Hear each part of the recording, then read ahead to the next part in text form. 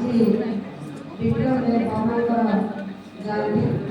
ମୁଁ ବହୁତ ଗର୍ବ ଅନୁଭବ କରେ।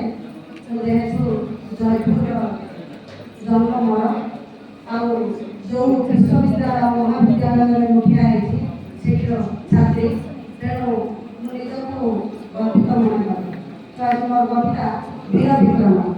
ଧନ ଜୟପୁର ମୋର ପାଇଥିଲା ଜଣେ ବୀର, ବିକ୍ରମ ଦେବନ ମୋରେ ଥିଲେ ତ ଜ୍ଞାନୀ ରାଜାରେ।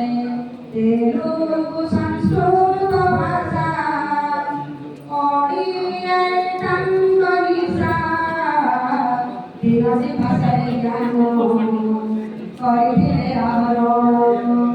କଳା କିରତିର ଗୁଣୀ ଥିଲେ ବଡ଼ ସ୍ୱାଭିମାନୀ, ଧର୍ମ ସତ୍ୟର ପଥରେ ଚାଲୁଥିଲେ ନିର୍ଭୀକରେ।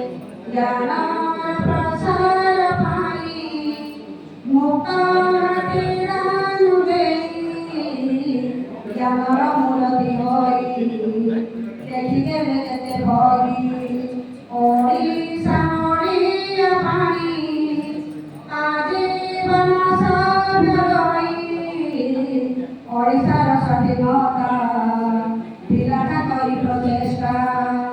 ଦେଇଥିଲା ମନେ ବ୍ୟଥା ଓଡ଼ିଆ ଭାଷାର କଥା, ଏ ଜାତୀୟ ଭାଷା ପାଇଁ କରିଥିଲେ ସେ ଲଢ଼େଇ। ସଂଗ୍ରାମର ତୀରେ ଯାଇ ଇଂରେଜ ଉପରେ ଭାରି, ଦଶମ ଅଧିବେଶନ ସଭାପତିର ଆସନ। ପାରଳାଖେ ମଣ୍ଡିଠାରେ ଉତ୍କଳ ସମ୍ମିଳନୀରେ, ସେହି ଜ୍ଞାନୀ ବୀର ତୁମେ ପାଇଥିଲୁ ରାଜା ଆମେ। ଧନ ଜୟ